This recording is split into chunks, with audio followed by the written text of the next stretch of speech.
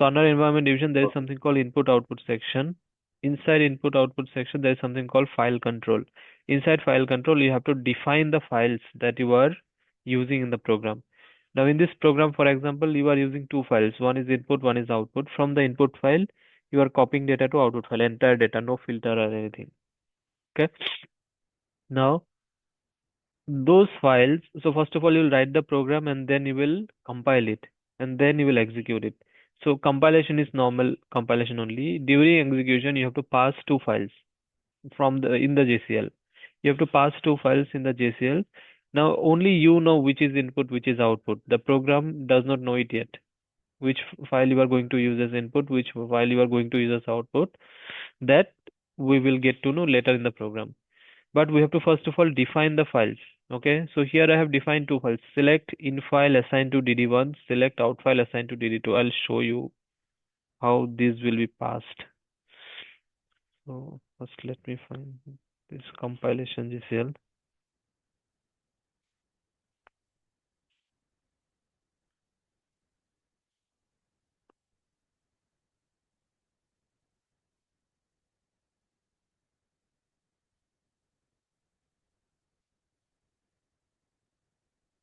So for example, I will have this kind of files. Okay, I'll have this kind of files. Okay. Now see, compilation is normal compilation only. How you compile the other program, same way you have to you have to give the program name and you have to give the libraries and everything. But during execution, you have to pass the file names from here. So I have passed two files, dd1, dddsn, this one, dd2, dddsn, this one. Now I want to use this ps file as input file and this ps1 as output file. This is my choice. Okay, I want to use ps1 is an existing file, so I have used as this equal to old. So data will be replaced in this file. But the program does not know which is input, which is output. So in the program, I have just mapped the files. So this is called mapping. I have done mapping here. So select in file assigned to dd1 means I am mapping dd1 with in file. So the file whose dd name is dd1 in the JCL will be called as in file in the program. The file whose name is dd2 in the JCL will be called as out file in the program. Got it? Got it. So the data from this PS file via dd1 will go to in file and data from out file via dd2 will go to this ps1 file. So since Cobol cannot interact directly with the physical files, it has to interact with the dd names of the JCLs and then data will be passed and received to and from the files in the JCL. Now we have defined two files. Now we have to define the structure of the files also. How will you define the structures? So data division is required for that. So data division we use only when we have to define we are using files or we are using some working storage variables or we are using linking to programs or anything. We're calling another program. In those cases only data division is used. So data division, under data division, there is file section. Now you might get confused. Here we have file control, here we have file section. So under data division, everything is section, working storage section, file section, linkage section. Like that you can remember, okay? Which is file control, which is file section. If you get confused, just remember under data division, everything is section. So file section. Then these are the two files. For both the files, you have to define the structure. FD in file. So for first file, what is the file definition? So I have written 01 inrec pick x of 80, meaning every record of this file will be called as inrec. Okay, every record of Okay. this file will be called as inrec, and the data type is x, and the data length is 80. For output file, every record of this file will be called as outrec. Data type is alphanumeric, length is 80.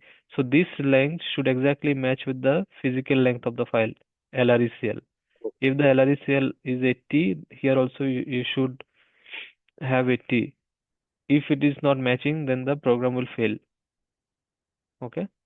Okay. Now you have to define the files this way. Then I have taken a variable WSA picture close x of 1 value 1. This variable I will use to manipulate the code to read the file from beginning to end. Now inside procedure division, so see, till now we don't know which is input, which is output. Okay, we just have defined two files. The names don't matter. In file, out file. In file will mean input file, out file will mean output file. It does not work that way. I have simply written these names for my convenience. But here only you will get to know which one is input, which one is output. So there are some file opening modes. Input mode, output mode, then extend mode, then IO mode. Input is read only.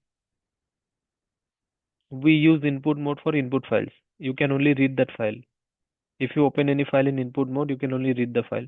Output means write only. If you open any file in output mode, you will be able to only write data into the file. Extend is write, but it is kind of appending the records, kind of this equal to mod. Okay, when you use extend in a file, you can insert records in the file. IO is read and write. You can read and also update records in the file. So this extend, IO, these are mostly used for vsem files. Okay, in vsem files, if you want to insert a new row, we can use extend. If in vsem file we want to delete or update any row in ksds files, we can use IO mode. For sequential files, mostly you will have input and output. Oops. Okay, now you have opened both the files. So I have opened in file as input mode, out file in output mode. So now the system knows that in file has to be treated as input file, out file has to be treated as output file. Then I have initialized outrack. You'll get to know why I have initialized it. I'll tell you later. Now the limitation with Cobol program is if you simply read a file, okay, it will read only first record of the file and it will stop reading.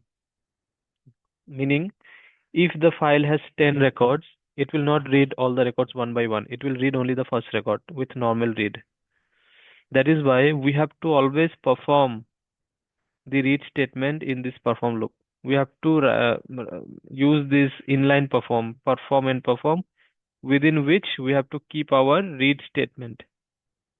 Okay, so I have written perform until WSA equal to y. What is the value of WSA here? WSA is n. I have written perform until WSA equal to y. Okay, that means keep on performing this loop until and unless WSA becomes y. Then read in file attend. After reading any file, there are two cases. One is attend, one is not attend. Attend means it has reached the end of the file. Not attend means the file still has records. So attend move y to WSA, meaning you are reading the file. If there is no record present in the file, then there is no point performing this loop. We want to close this loop. So I'm moving y to WSA so the loop is satisfied and is closed. Not attend. Not attend means the file has records. If the file has records, I am moving in-rec to out-rec. If the file has records, I am moving in-rec to out-rec. Meaning, I am moving the input record to output record. Then you have to write out-rec. Then only it will be written in the out-rec. Then I am initializing out-rec. Why am I initializing? Because I have to write more records in the output file. So after moving the first record and writing in the output file, I am initializing the out-rec so that in the next move, the correct record is moved from input to output and it does not fail. Sometimes what happens is when this loop runs, if you after every move, if you don't clean the intermediate variables, then what happens is the move statements fail sometimes. What it will do is it will move the previous record again in the output file. That is why we need to clean it for when it runs in iteration, okay, in a loop. When it runs in a loop, if you're moving something to a variable, after moving every time you should initialize so that the next move statement runs perfectly. That is why before moving the first record, I have initialized it here. After moving every record, I am initializing it here. That is why two times I have initialized. Okay? It will clean data, right? And first record it won't delete. No, first record will be moved. Before moving first record, I am cleaning the output variable. Then I have moved the first record. Then I have written it. Okay. When I have written it, after writing, even if you initialize, nothing will happen in the output file. It will not be erased because you have already written. Oh, Then you are initializing, so the output variable will be cleaned. Then the second record again will be moved. It will be written in the output file. Then again it will be cleaned. Like this, it will run in a loop. So every time after moving, we have to clean the variable. Okay. Then end it. So clean what is means happening? it will not delete the data, right? No, it will not delete. It will delete. Yes, clean means it will delete everything from this outrec. But the writing, you are cleaning that variable. You are deleting the record from the variable. So nothing will happen. It is already written in the output file. Oh, So after writing the output file, we should always clean this outrec so that the next move statement runs properly. So inside perform, I am reading it. So reading after reading, it will read. Suppose the file has 5 records, input file. It will read the input file. It will go to not attend. It will move the input record to output record. It will write. It will again check the condition. It is still not satisfied. It will read the file for the second time this time. Then it will go to not attend. Second record will also be written. Like this, every time it will read the file and all the 5 records will be written in the output file. Then it will read the file for the sixth time. For the sixth time, it will read the file. This time there is no record in the file. It will go to attend. It will go to attend and it will move Y to WSA. The loop will be closed. Then this again it will check the perform condition. This time it will check that the loop is satisfied and it will come out of end perform. Then it will close in file, out file both. Then it will go to stop run. It will close the program. This is how it will work. So this is mandatory. Whenever you write a read statement, you have to run it inside a loop perform statement. Otherwise, it will not run. It will run. It will only read the first record and it will copy. It will not read all the records one by one. Okay? Did you get it? I get it, but still confused. You read first line and write in out record. And Huh? Can you initialize speak out record loudly? means it will, first it read first line. Then it move that first line into output record. Hmm. Then initialize means that first record will not delete it. That means,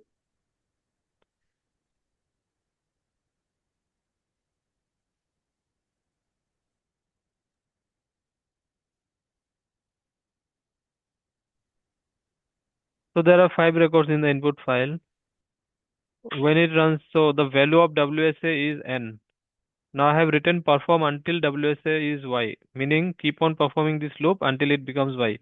So it is not Y, it will read the file for the first time. This record it will read. It will go to not attend, it will move this record from input file to output file. Then it will write. So after it will write, okay? After writing, so this is input, this is output file. It will write in the output file. Now, after writing, this outrec had this initial intermediate value. The first record, when you moved from inrec to outrec, this outrec had the first record. After you initialize, it will be deleted from outrec. That's it. But it is already written in the output file because you have written write. That is why write statement is mandatory. If you don't write write statement, it will not be written in the output file. After writing, even if you initialize outrec, nothing will happen. So write outrec, yeah, understand. initialize outrec, both are outrec only, but it does not work like that. That if you initialize outrec, it will be deleted from output file. It will not. It is already written there. Oh, Next time, second record will be moved, third record will be moved, fourth will be moved, fifth will be moved. All the 5 records will be written in the output file. Then again, it will try to read the file for the sixth time, but there is no record now in the file. It will go to attend. In attend, it will move Y to WSA to satisfy the loop. yeah. Then last time it will again check the condition. It is satisfied. It will come out of end perform. It will close the files. That's it. That is how it will work. Okay. Okay, So let me completely. compile the program first.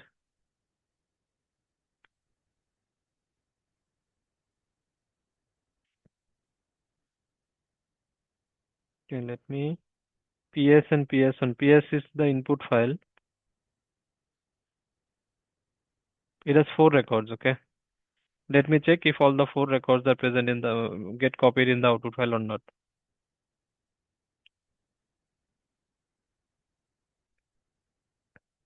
So PS1 has IBM mainframe, but since I am using this equal to old, data will be replaced in the output file.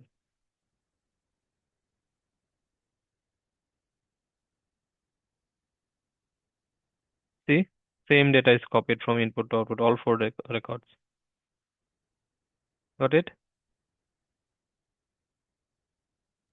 Got it.